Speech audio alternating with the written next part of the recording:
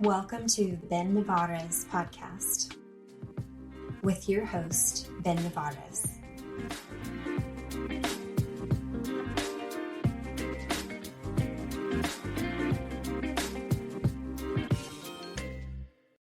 Howdy, hi, good morning, and welcome back to the podcast. Today we have an interesting topic. I think it's that's Boomer barking in the background. If you can hear my dog, then hi. This is Boomer. I have a nice little German Shepherd here. That is my guard dog. So, Boomer.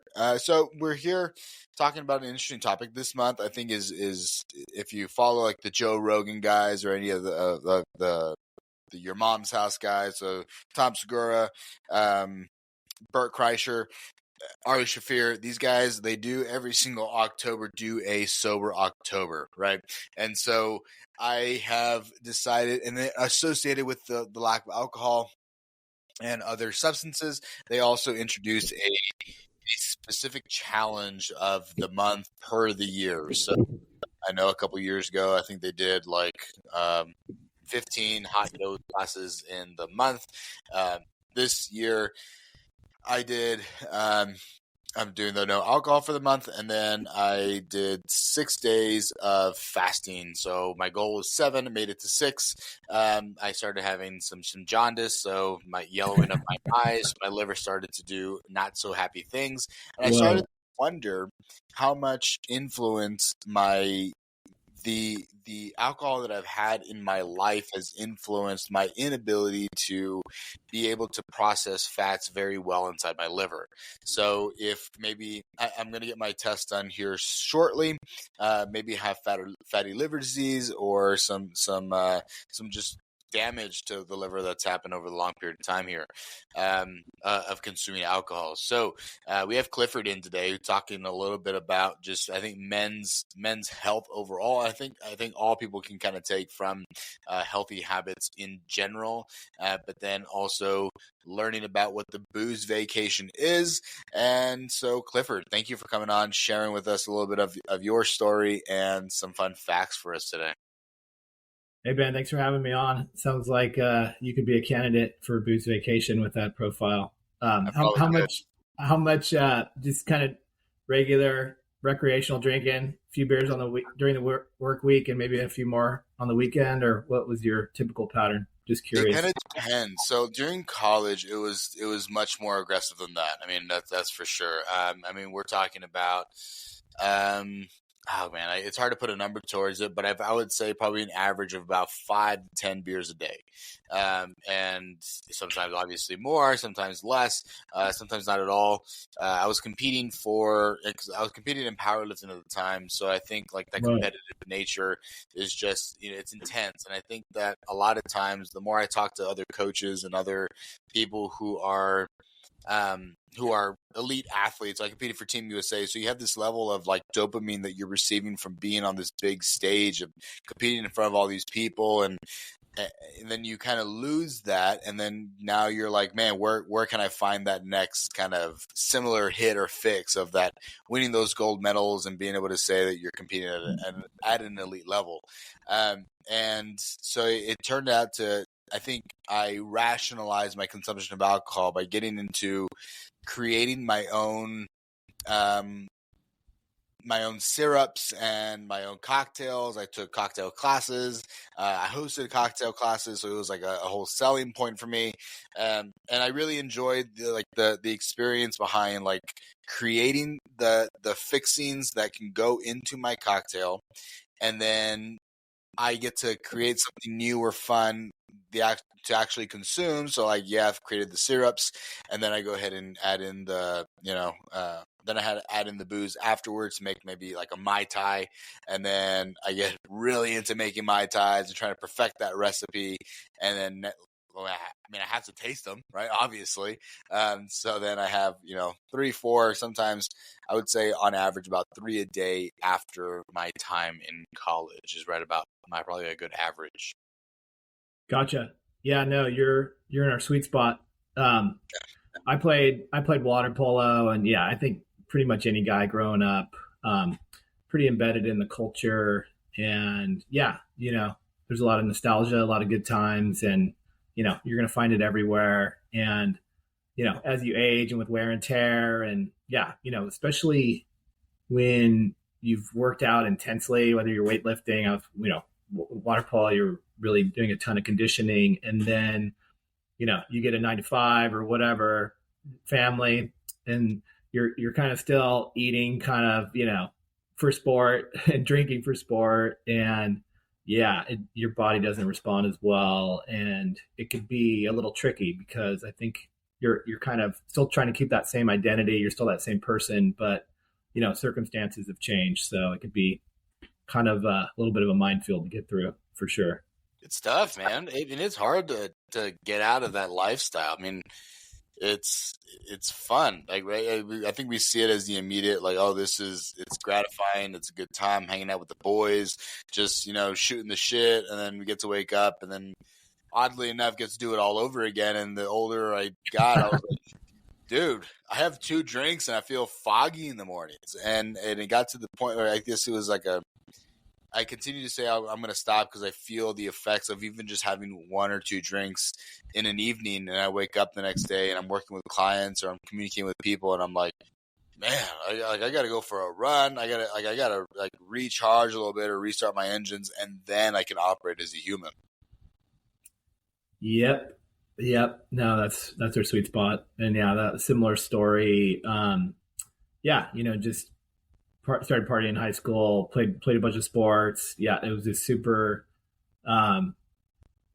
sitting shotgun in all of our events and activities and misadventures. And you really kind of have a shared, reward system with your buddies and your activities and adventures. And whatever it is, we were kind of more beer, but we didn't get as heavy into the cocktails. But you can kind of go down those rat holes of this IPA or that IPA. And the other thing that's funny about whether it's beer or whether it's, cocktails, I mean, a lot of them have 2 or 3 servings per drink, so just the whole moderation and all that nonsense, I just really don't think it is very applicable to guys just because, no one's tracking and, if you are, you're kind of a schmuck. So it's like, it's just the whole system is kind of setting us up to self-destruct.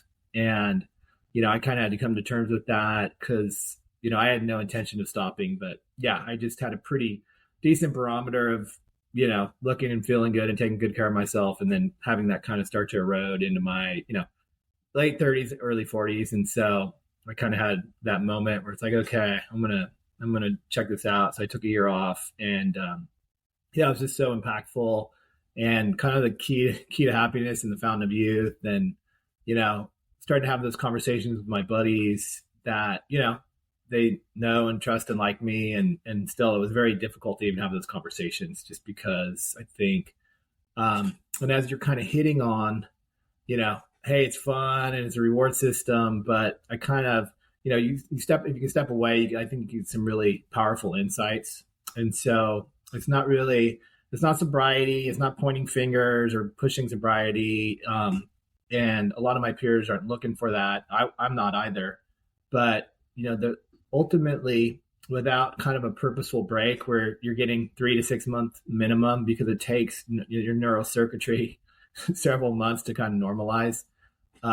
You're really not getting a say in the matter. You're kind of in this predictive model that is, like I said, it's increased stress, it's low testosterone, it's poor sleep, it's chronic inflammation, it's missed workouts, it's overeating, it's, just unhealthy habits in general. And so, that shit adds up over time and, it starts precipitating, pre-disease, starts precipitating more chronic disease states as you get into your 40s and 50s. And once you kind of hit those thresholds and start dealing with diabetes or cancers or cardiac events, arrhythmias, it's like, get out your checkbook and go hang out with your doctor and pharmacist, but it's just not a lot of fun. And it really impacts your earning potential and your relationships and your fun. And if we're doing it for fun, I think it's, it could be the perfect crime to kind of get a little smarter with your alcohol use by knowing how to enjoy yourself without it. And,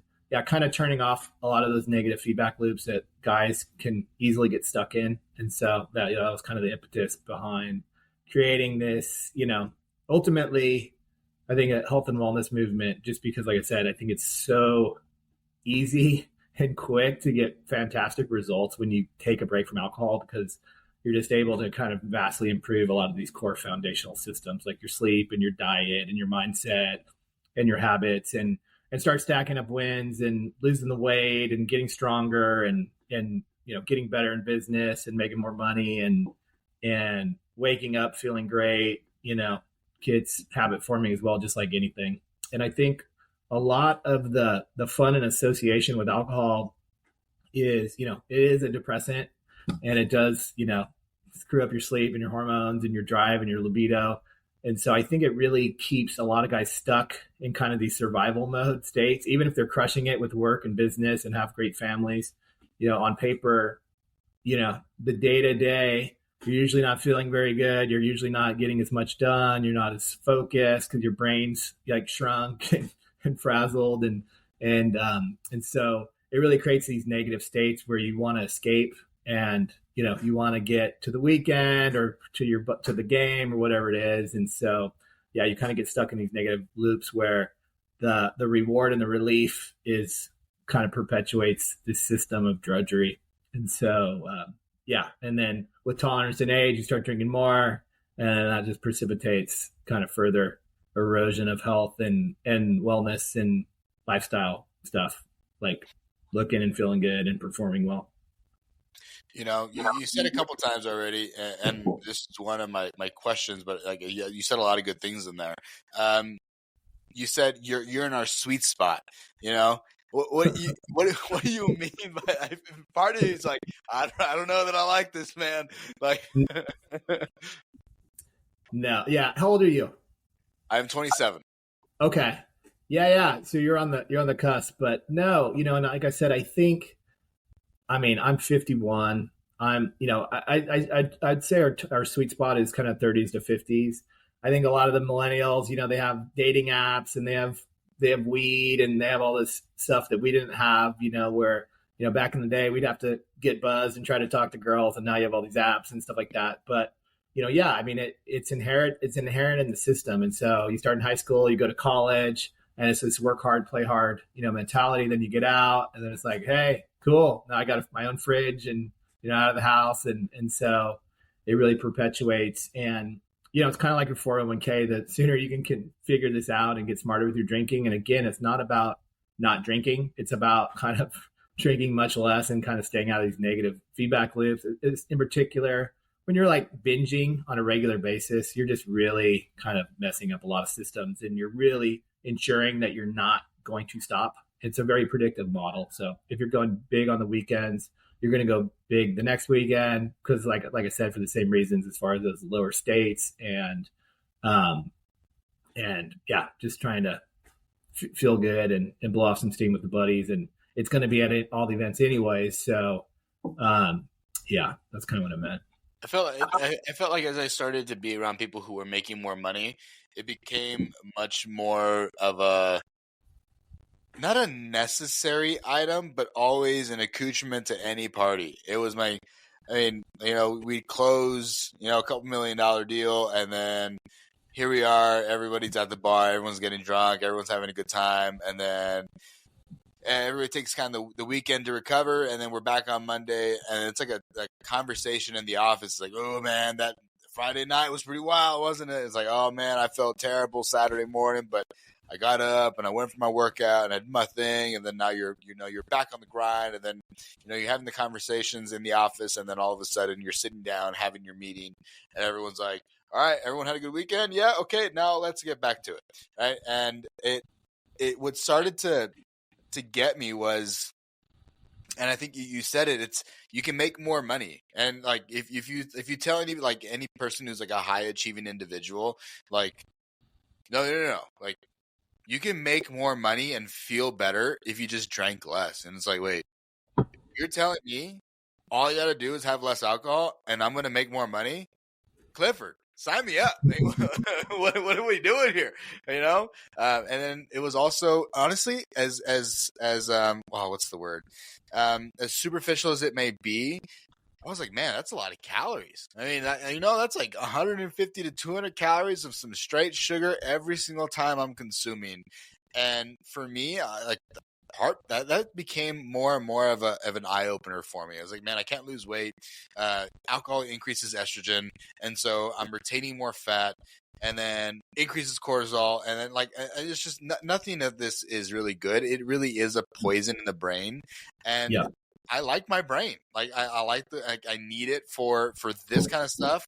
I work in exercise physiology, so it's like I need to be like kind of spot on. I'm dealing with people's bodies. Like it's hard just to drink and then slack off, and then the next day the person that ultimately loses is not just me, but it's also the clientele that I'm servicing. Yeah, and it's funny you said something that one of the epiphanies I had by drinking for 30 years and loving it and being a part of that in corporate America and with your buddies and everywhere is kind of like what gets you to levels of success, kind of in your 20s and 30s, isn't what's going to keep you there in your 40s and 50s. So that's, again, kind of the Twilight Zone episode that you're stepping into, because it's like, it's going to stop working the same way because, you're full of piss and vinegar when you're younger and you have more horsepower. You can kind of overcome all that. And yeah, it's camaraderie and, hey, I got that deal because I was drinking with that guy at this party and whatever, and some liquid courage or whatever it is. But ultimately, as you get to levels of success, it stops working the same way and no one gets the memo.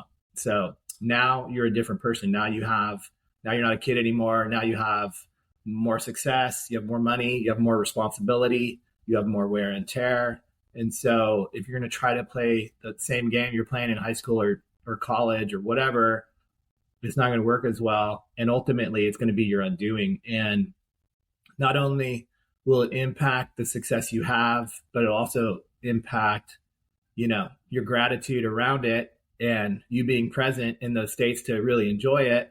And then it'll really shorten the time in which you're at those peak states because, again, you get hit with, chronic disease in your 40s or 50s. It's like, it's not game over, but it ain't ever going to be the same again. And that's a damn shame. And it's something I'm not cool with. And that's why we started Booze Vacation, to help guys figure this out, because it is so inherent in the system that, wherever you go, like you said, it's like, got the deal, lost the deal, got the girl, lost the girl, like whatever. Like it's Tuesday, it's football, it's it's like you don't need too much of an excuse, Oh, we got some in the fridge from this weekend, like whatever. It's and as long as that association with fun and friends and events and a reward system is perpetuated, again, people are going to be in different spectrums of their usage and other habits, but ultimately it's going to negatively affect them all.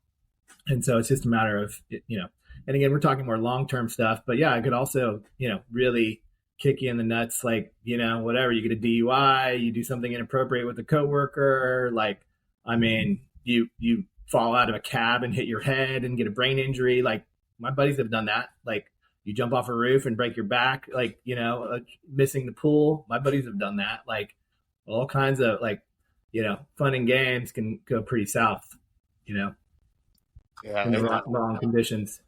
I mean, I think we all know people that are way too close to us that either have had DUIs, or, have accidentally, not accidentally, got behind the wheel and didn't end up just bad for them, but, bad for somebody else.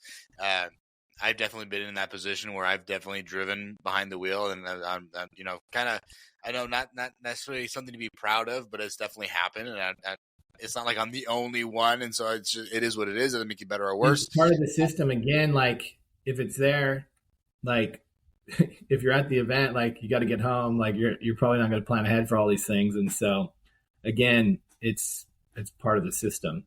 It's also it's hard to say now, like, oh, I'm gonna get not necessarily a taxi, but I'm gonna get an Uber, and people are like, dude, I'll drive us, like, don't worry about it. And it's like, no, like I really, it's like, do you not trust me? And I'm like, fuck, it's not that I don't trust you. It's just that like you just never know, man. Like I'd rather just get somebody else to do it, And it's like, you oh, think back, come on, you dude. think back of all your sketchy situations you put yourself into, where like you're kind of out of your skull, even though we're semi-responsible and whatever, have good jobs and careers and families, but you can really get put in some sketchy situations that you wouldn't normally want to have anything to do with.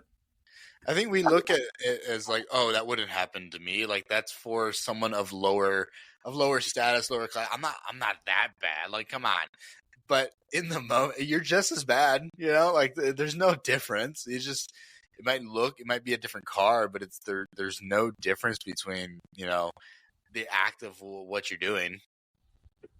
Yeah, and the kind of the funny part is, I think some of my peers that have really crushed it and really did really well, whether it's with the stocks or, businesses or real estate, again, they're in the system where, if you crush it, you celebrate. And if you celebrate with alcohol, like everybody on the planet, you could really wind up perpetuating those negative outcomes a lot faster, unfortunately, because you have more time and more vacations and these fancier parties and these fancier bottles that you got to try, blah, blah, blah. And so it winds up being, just accelerates, you get to the top and you're just falling off the back before you even enjoy it. And again, it's just, it's a bad system. How do you propose that people get out of that system? How do they finally realize? I mean, are they already thinking about moving out of that lifestyle, and you're just over here trying to hey, we're a place that can help with that, or are you advocating to other individuals like, hey, everyone should slow down, stop, and then also if you want to use us as a help, then awesome, we're here to help, but ultimately overall good for the community to just slow down the consumption? Yeah. So to break that down, obviously there's got to be some, I hate to use the word education, there's got to be some awareness around the problems. And, you're kind of hitting on some of the obvious ones: lower testosterone, more fat, more cortisol, more stress, poor sleep is going to, you're going to eat more, you're going to choose worse foods, you're going to eat more of them. So it's going to create a lot of inflammation. So there's just so many negative feedback loops that are predictive that you really can't get out of, depending upon, no matter what your position is or how much money you have in the bank or how many times you fly to Hawaii, So it's, it is lifestyle and diet and lifestyle stuff. And so this VC guy I talked to is way smarter than me. He said people will only change lifestyle for, and he's kind of using a church as an example. And he said 10% is invitation and 90% is situation. And so Booze Vacation is kind of set up to be that invitation, be like, hey dude, check this out, and it's free. We have tools and resources. You can start getting smarter with your drinking today. And when you're ready, you can take a free vacation. And then, so that's an invitation part. So yeah, that definitely works. Like I've hit guys on the golf course at the right day and they're like, I'm in, did it. Like they're still on it 2.5 years later, crushing it with their business, never want to get off it. That's not the intent. You got to ultimately choose your own adventure, but you need the asshole to be like, hey dude, you're complaining, you look stressed, you're saying you're making all this money, but you're sitting there, you're looking all stressed and all haggard, you're not aligned. Maybe you should take a break. And so there's the invitation part and there's also the situation part. And the situation part is you're in a system that's going to accelerate and erode your health and lifestyle. And if you're doing it for fun, maybe you should learn how to do it without it. And so, ultimately it's really about giving guys something that they don't currently have in the system, and that's a choice. And you don't get that choice unless you actually get a little awareness and then ultimately sack up and take, we do 3 to 12 month vacations is what we call them. And, 1 month, I think they're a terrible idea. They're, usually the dependence, the withdrawal, dependence, cravings, the first 2 to 3 weeks. So that's very hard and awkward. And then, you start feeling good and then you stop immediately. And so short, you can sit there and mope around and wait out the clock, and you don't really have to change much. And, you just learn a lot about habits like, hey, that sucked. That wasn't any fun.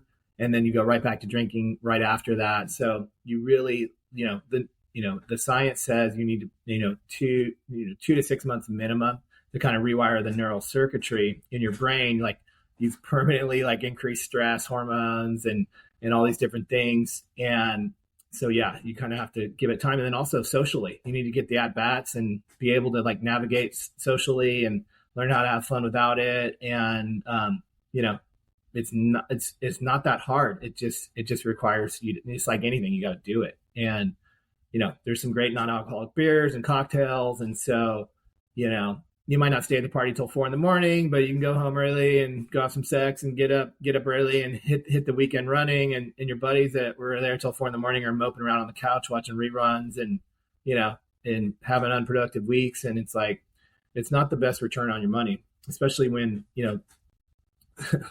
the fun part of alcohol is really, the first 20 to 30 minutes or maybe like the increase in blood alcohol level up until like maybe 5 drinks. And then like your frontal cortex is literally shutting down and you're like, the tape's not even running anymore. You're just kind of like, you're just kind of out there. And so, yeah, so the solution is taking that 3 to 12 month break and, and it's not about not drinking, but it's about stacking up all these wins, losing the weight, looking better, feeling better, making more money, having better relationships, picking up some hobbies you used to do or getting into some new stuff and stacking up so many wins that once your vacation's over, you're like, whoa, this is killer. Like, I want to keep going, or I'm not going to give up on this stuff because like I just earned it. This is killer. And so I'm going to drink less or not at all. So you make it sound like a better version of AA. Like, Alcoholic Anonymous is like at the very end of this, like, oh my God, I've lost my family, I've destroyed everything in my life. Versus Booze Vacation sounds like a little bit more of a proactive venture out into. I can kind of see where this can lead, and so what can I do now to double down on my relationships, my aesthetics, my life that ultimately will prove to have a better release of dopamine over the long-term effect and have compound effects that will last me, the rest of my life, decrease Alzheimer's. I think just the idea of better sleep, is a good one. And this 1 month stint, you're the more that I'm into this 1 month, and I don't know, we're like not even a month. We're 2 weeks in, whatever date it is, the 10th or 11th. Like I have definitely thought more and more about, man, like I should continue to do this. And if the research is saying that, you need 2 to 6 months, then, at least 3, and so why the 2 to 6 months? I know you're talking about some neural circuitry changing, balancing the hormones. What exactly can you go into detail of what that is? Yeah, I came up with this 3 to 12 month break because me and my buddies, we try to cut back. We take off a month here and there and just never did anything. It was kind of this, I proved I could do it. Again, it's just a bunch of bad lessons you learn. So, I stacked up and did a month and I did a year, and obviously it's going to depend, right? Like if you've been drinking for 10 years and not that much, it's different than if you've been drinking for 20 years and you're drinking kind of more at my peer levels. It sounds like you were at college levels. And so, because just like anything, like the more down the road you are, the more time you need to kind of heal your body as well as kind of just relearn how to navigate socially. And, again, it's really an update of the operating system because, like me, I was very extroverted and I loved to drink with my buddies. And so I was like a chicken with my head cut off when it came to all these activities and events, and, some were misses, but, I was still having some beers and having fun.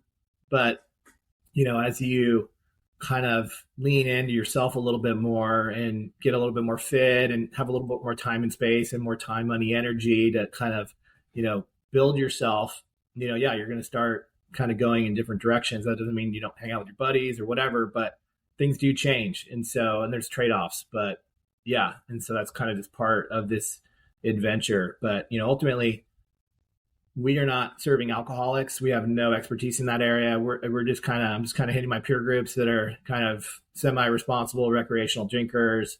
Some will say, oh yeah, that's me, and they'll try it, and they'll start they could very well have serious withdrawal episodes, and they might, discover that, oops, I'm a little bit deeper than I thought. And again, that's cool too. Just go to a resource that can help you better. But that's something good to know before your wife leaves you or before you have liver failure or whatever. And so, yeah, we're trying to address it kind of before. The term alcoholism is kind of dated because it's like, I have so many buddies that are, very functionally, sophisticated jobs. Like, they could pull it off, but like, yeah, their blood work's crap. Their medicine cabinet's full, and yeah, they're not, they're kind of, they're at risk. And so, and that's not cool.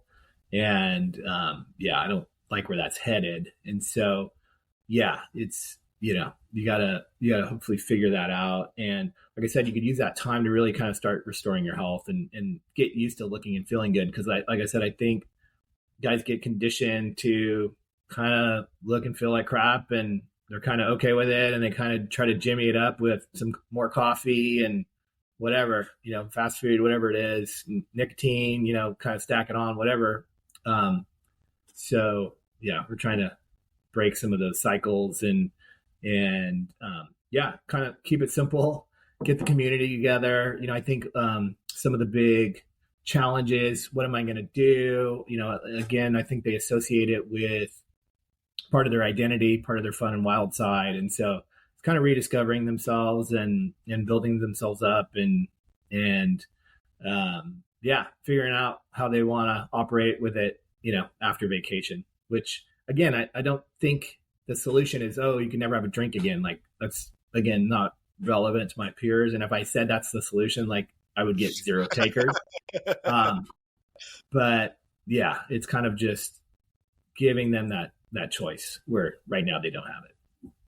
It's just like we created a community where we're just trying to give our bodies some time to breathe, and we can kind of get together. We can do this whole thing together, and it's 6 to 12 months or 3 to 12 months, and you can stay in it for however long you want. And if you come to your own realizations in this time, which we're confident that you will, then like it'll get figured out.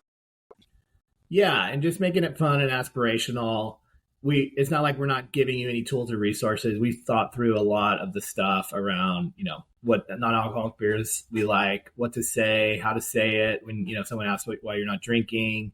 And, kind of a lot of healthy habit stuff around diet and sleep and fitness. So we really want to accelerate the gains. So you start looking and feeling great right out of the gates, after a few weeks, and you're like, whoa, I'm already seeing this. I'm already noticing that.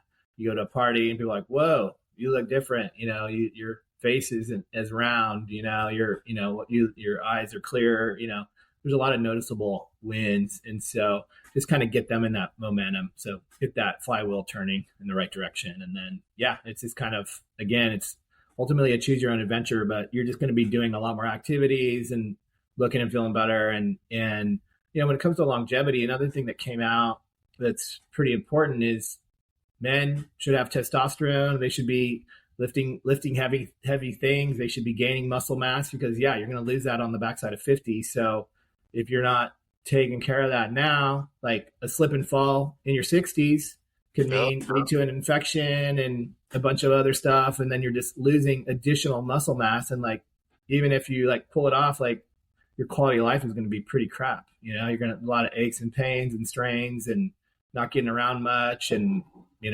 not very fun. So now's the time, use it or lose it. You're talking about the classic, you break a hip, you get bacterial meningitis, and then you're shit out of luck. Either you die or you don't walk very well, or my grandfather had he didn't have an injury necessarily. He had gotten bacterial meningitis. I forgot, he was in there for, I think, I don't know what it was in there for, to be honest with you, but he ended up having bacterial meningitis, and it was pretty large deal. I mean, he's 70 years old at the time, and now I guess like 76, and overall came out with a little bit of fatigue, but he's worked out for all of his life. Like back home. He had an entire a home gym built, and we had all the weights, and he was always in there every day. And I think that it makes me feel good knowing that, I've worked out and I will continue to work out. I wonder, with all this extra time, like 3 to 6 months of like not almost revolving my life around alcohol or events or beer crawls or brunch or whatever it may be, like, are other people like, I can get into a lot of really cool, like, I love pickleball. I want to play pickleball. That's one thing. CrossFit is another kind of like a venture that I would like to take and compete into. Fighting, right? You have all this extra time to do all these other activities. Like, these people who are in this lifestyle, I think traditionally tend to have some addictive personalities, right? That's why they lean towards. I mean, I think most humans do. Don't get me wrong. I'm not saying like it's only these people, but it manifests itself through alcohol and then business, right? And so you lose the alcohol, and now it's like the extreme of business. And so, how are you like guiding people to not just sacrifice or use one addictive thing trade one negative addictive thing for the other? Yeah, that's a good question. Because like a lot of my buddies are, fair amount of them are triathletes, or there's some weed and some nicotine along with alcohol, and so as far as again, it's your own call, but my drive is to really figure out the alcohol, because the alcohol just precipitates so many negative habits and so many kind of lowered states that you want to change. And and so if a guy was doing for example, drinking quite a bit and did a little weed and did a little nicotine, I would say let's start with the alcohol, and maybe switch to gums, or not vaping, not smoking, but gums, lozenges, whatever, edibles. And that's a tool in your tool belt, so you can kind of still get out of your head a little bit. But I think alcohol is really the master key to figure out first, and that can really help with your sleep and your diet and your look and feel. And so kind of first things first, kind of figure that out, and then that could, I think, lead to healthier habits in some of those other areas. But initially on vacation, the first month, it's kind of like you're getting your sea legs, you're figuring it out. So you're taking something away. So you might hit the sugar, you might hit the caffeine. I mean, I did, a little harder. You're just kind of trying to like, titrate whatever, however you can. But, that'll pass, and you'll kind of, and it's to be expected. And after, a month or so, you can start kind of getting after it. And so it's really about just trying to sequence it. But I really feel that alcohol is kind of the master key that we're focused on figuring out. And so, I think, some of that, obviously weed is not good for your brain and hormones and stuff like that. But alcohol just really, I think, since it is socially acceptable, since you will find it everywhere, I think it's a really big one to figure out. So that's our focus area. And those other ones are there as well. But what were some things that you noticed that you like when you first started getting out of the alcohol? Like, how did it progress for you from your first month? You said you were trying to figure out your other, maybe more caffeine, more sugar, and then finally month 2, 6, 7, 8, and then finally your year. What was like your what was your journey like? What were some realizations you had along the way? Yeah, it was a lot. I think for me, and I think a lot of people that are drinking regularly, it's kind of a weird existence in that, you find yourself on a Tuesday or Wednesday, and, you're thinking back on the weekend, again, you're not oftentimes present. So the key to happiness is being present and being okay with whatever happens. Right. And so I think alcohol is pretty harmful to happiness in that respect, because it's continually putting you in negative states where you don't want to be present. You want to be projecting to the weekend, or you want to be reflecting back on the weekend that you just had. And so one example was I was playing tennis, and I was playing doubles, and this guy was serving at me pretty hard, and there's a guy at the net ready to like smash it back at me if I don't hit it right. And I was like, it was like a couple weeks in, and I'm like, I didn't have to like process all this extra stuff of like what I did last weekend. What am I going to do this weekend? Like, oh, I really need to get something going because, I want to do stuff, but I also probably want to have some drinks too. So it kind of just, some of the mental load kind of just starts, reducing. And so, yeah, you're just you kind of just calm, you're just kind of healing up a bit and leveling out really. And so, and I think initially people will identify that as dull or, this is slow and, and it's easy to project out and say, oh, I'll never have any fun. I'll never do anything. I'll never have these well times. But, I think that's kind of just the program and your ego kind of just fighting to, hey, you can still have some drinks and whatever. So it's really giving yourself the time and space to, kind of figure out that dance and start just kind of working on yourself. But yeah, it's hard. It's, it's been several years since I initially did it, but I think ultimately what I learned, like, I mean, I love parties when I was drinking, but I definitely had, a fair amount of like nervous energy going into them. And, depending upon how much food you ate and how much alcohol you drank and how quickly you had it, you can kind of go up real fast and crash down or wind up with a headache or wind up with a sour stomach, depending upon your physiology and how well you've been taking care of yourself. So, it just kind of, it was just very freeing because, you don't have to go to that party. You don't have to do this thing because you don't have that scratch. You don't have that itch to scratch. And when you do go, it's actually it was surprisingly enjoyable because it's, parties are about the people, not about the alcohol. And I think, we lose sight of that and we're conditioned to be like, hey, what are we drinking? What keg do we have? What cocktails are we having? And so, yeah, it's just, again, it's an exercise to like do something that you don't normally do. And it's awkward initially, and then you figure it out, and then figured out that there's a lot of good non-alcoholic beers. I figured out that there's a fair amount of muscle memory there that, when you've been conditioned to drink for decades and then you have one, you still get a little buzz. And once you're not in that dependent cycle anymore and you're not thinking about it, you don't really miss it that much, and it's, so it's a trip. It's kind of this like crazy journey adventure. You'll discover a lot more about yourself because you're not masking, your symptoms, and you're a lot more present, and you're able to kind of, get out of ruts that you continually get stuck in with regular alcohol use. And the other obvious ones, obviously sleep was a big deal. Like I had sleep apnea, and I didn't sleep well for decades, like for at least 10, 15 years. And I tried CPAP machines and I was miserable. They didn't work.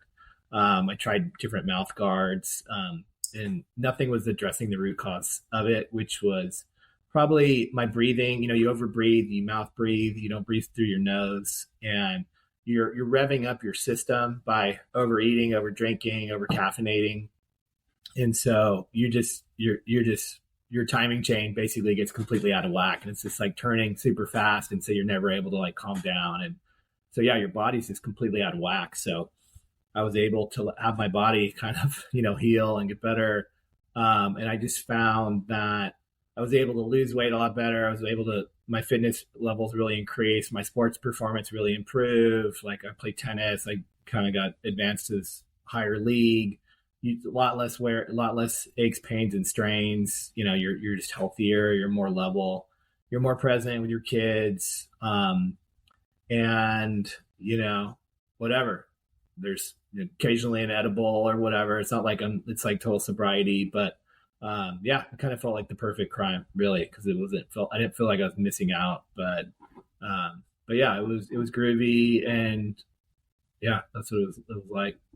Nice, man. Yeah, I mean, it sounds definitely like a pretty good time. And I've noticed these last couple workouts that I've had. The first run that I used to run a couple years ago when I had gotten out of the sport and was kind of figuring out, well, what am I going to do with my fitness now? And I felt really good at the time. I was also, very much not drinking very much, taking care of myself a little bit better. And then I started drinking again. And then this last couple runs, you talking about mouth breathing, dude, I was like dying on my run. I was like I was like, why am I salivating so much? My jaw hurts. I'm spitting all the time. Like, I got home and my head hurt, my jaw, like my tongue felt so inflamed. Like, it just felt so big in my mouth. I was like, this is disgusting. And it's like, why does this run so hard? It's like, I'm just trying to get as much carbon dioxide out of my body as I possibly can. And not just like breathing through my nose, out through the mouth, right? In through the nose, out through the mouth, kind of regulating a little bit better. It was a terrible run, and I'm excited to, continue to get more and more fit. And then it feels good to like go to the beach party without having to drink. And then you're like, you're looking slim, you're looking good. And it's like, man, how'd you do it? And it's just like, just not fucking off as much, I guess. Like, it's not that hard. Like, it's just, I'm not doing what you're currently doing. I'm not drinking. Like, like, I feel like not much really has to change around the diet, like the day-to-day diet, because you're not eating the late night pizzas. You're not doing those late night McDonald's runs or Taco Bell runs, like, or Del Taco if you're on the West Coast. Like, like it's pretty easy to eat clean and eat well if you're just not drinking. Like, it really is. It does create a pretty large ripple effect. Oh, for sure. No, we got to get you on a booze vacation. Like, I can, I'd love to. You're my perfect guy for it. I can get you some really great results. So how does a booze vacation work exactly?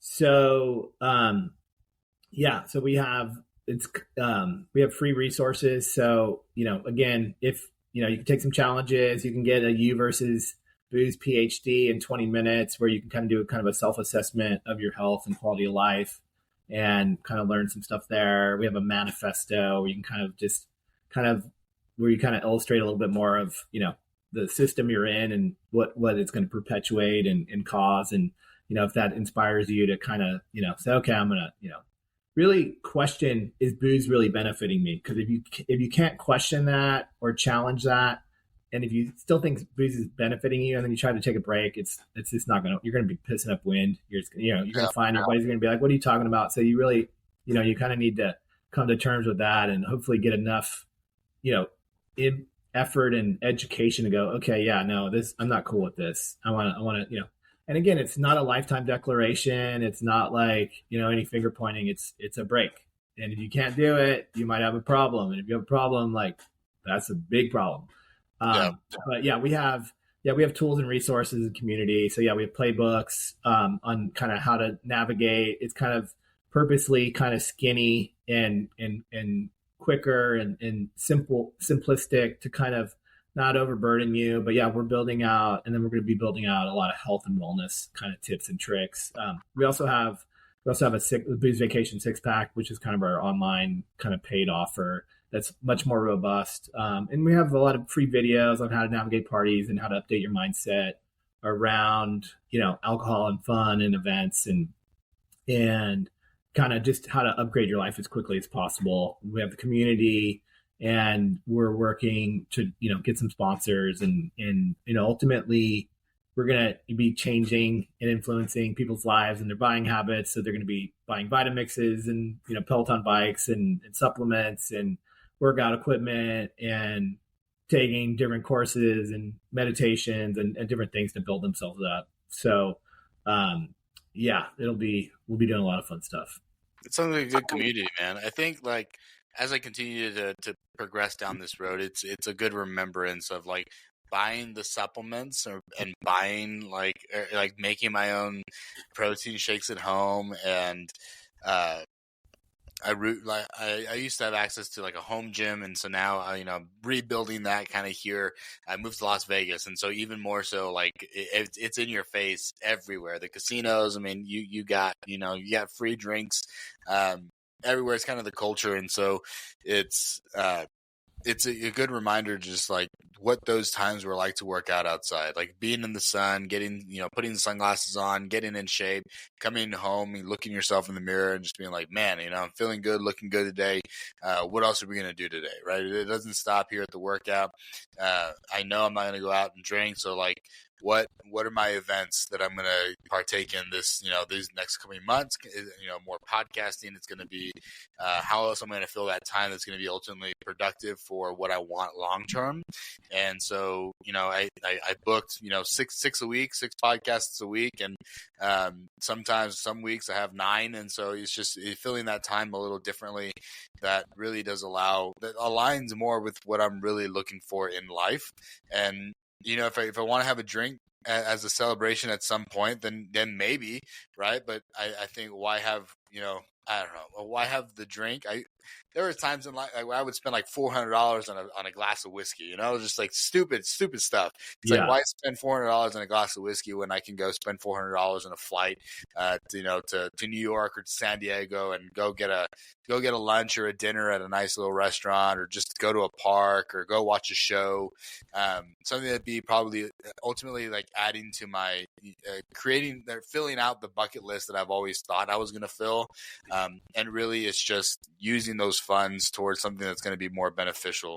And who knows, while I'm there, it can meet some really cool people. And again, it kind of helps the podcast, and then it helps me grow and develop as just a better human, man. Yeah. Living the life that you want and looking and feeling how you want and performing how you want. And, kind of to your point, a lot of my peers, they do well with their business, and they work out, they take supplements, they, maybe they take a meditation course or whatever it is. But, if you're still associating alcohol with fun, and if you're drinking it regularly, you're in your 30s or 40s, you're pissing up wind with your physiology, and it's going to negate your wins, and it's going to, you're not going to get the results that you want. And so that's going to be demotivating. And then, you might say, okay, well, I'll work a little bit more, make a little bit more money. And it's like, you're investing in the wrong thing. You should be investing in your health and your wellness. And, again, it's going to, if you don't mind the store, like the thing that you're not worried about at all is going to be the only thing you're worried about. It's what you can find yourself in. And so that's why I kind of say alcohol is the master key, that if you don't learn how to turn that off and restore your systems while you can, it's going to be up to the pharmacists, and it's going to be a lot of side effects, and it's going to be really costly. And guess what? It's not going to address the issue. It's just going to mask the issue and create more issues. So, if you're doing it, do it right and give this a try. And, I think everybody would be pretty happy with the results.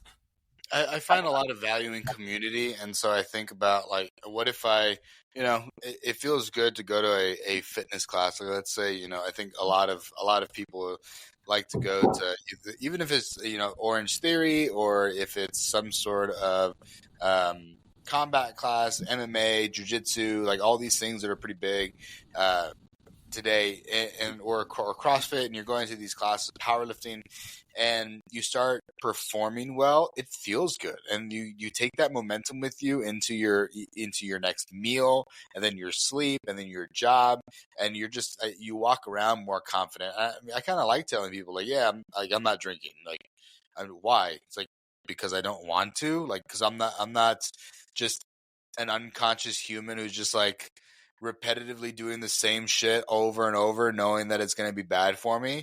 And it's like, right? Yeah, you say that out loud at a party, and they're like, "Dude, fuck you." It's like, it's not about. You can decide to join too. It's not that you can't, or it's not that I'm better than you. It's just I've made this decision, and so I don't know. It kind of feels good to be conscious and aware with what I'm doing and how it's going to affect me long term. Yeah, and that's honestly, I think, a key feature. This VC guy, obviously, I didn't have much of a business model initially because it's free, but I roped him into doing it. I think he's 2 months in, and he was hitting on that. And that's kind of the beauty of the brand is, being able to say, "Nah, I'm on a booze vacation right now." They're like, makes people laugh, gets you off the hook, and they're like, and then it kind of intrigues them. And, again, not that everybody wants to like stand out and be like, "Hey, I'm doing this," and, I'm going against the grain or whatever, but it's kind of just, something that you could share. It's part of a community. And, oftentimes, hey, I got this race that in a couple months, or I got this wedding, or I'm turning this age, there's always a reason to look and feel good and work towards something. And it's just going to add fuel to the fire. And so that's a big part of it, is like being able to kind of, people don't want to say, hey, my doctor said this, or my wife's nagging at me about that, or I'm trying to lose some weight. I mean, you could do all that stuff, but I think that's kind of a key feature is kind of like this aspirational fun brand and what we're doing and what we're about. And yeah, we're just about kind of, kicking it up several notches and ultimately really delivering on what the beer commercial promises, but never really delivers. So we're going to be the ones that are going to be looking and feeling better and having fun and having more money and having more energy. And and still having the flexibility to ultimately do whatever the hell we want. But you have to buck that system or you don't get it for very long. So what do you got going on in your life, Clifford? Like how like what are some goals that you ended up accomplishing, or what are some new goals that you've either new hobbies you've gotten into because of this, or what's going on next for you in the next little bit?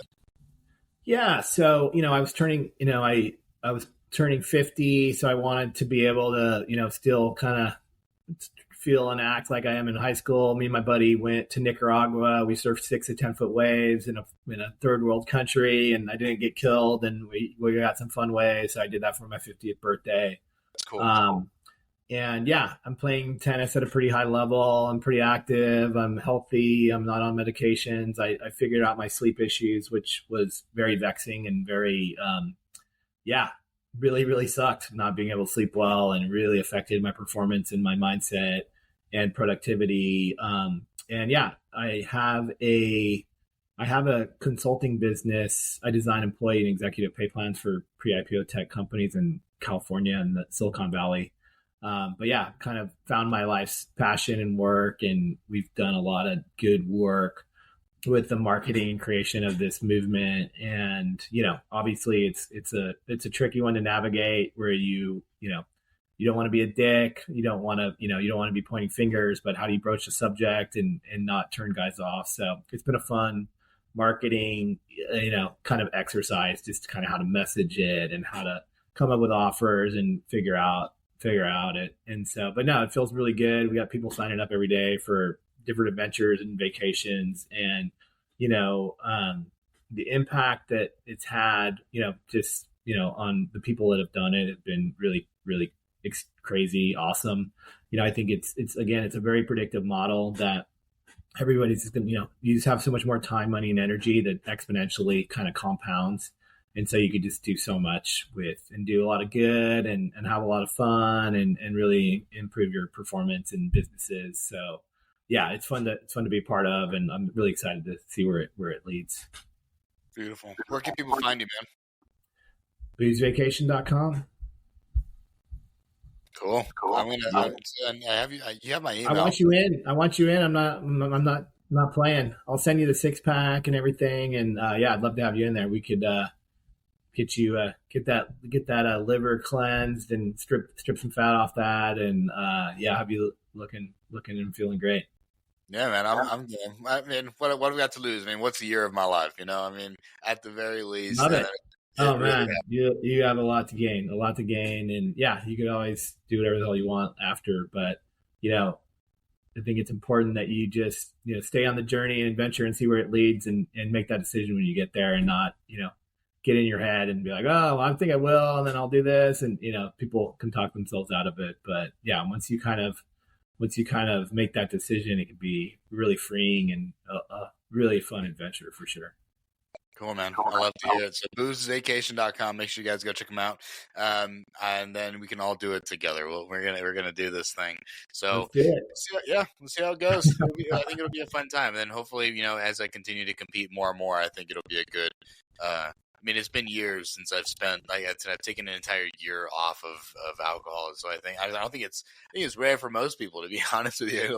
So I think it's another new fun challenge to add to my list of things. At the very least, it's something that I get to kind of write home about, and you kind of the other neat thing about it is, you're kind of, it's a way to kind of influence people and broach a subject and be an example, because I think that's one of the big problems I faced is guys weren't talking about it, they weren't trying it, and people weren't seeing the benefits. And so we need to start shining the light, and it's it's going to be very, very clear who's getting theirs and who isn't. And so the more guys we can do it, the faster we can get this going. And super pumped to have you. I love it. Well, thank you all for tuning in. I appreciate the time, and I hope you guys go check them out. Again, boozevacation.com. Do all the good things and get better. Just become a better person. There you go. All right. Thank y'all. Love you. Bye. All right. Cheers. Appreciate it.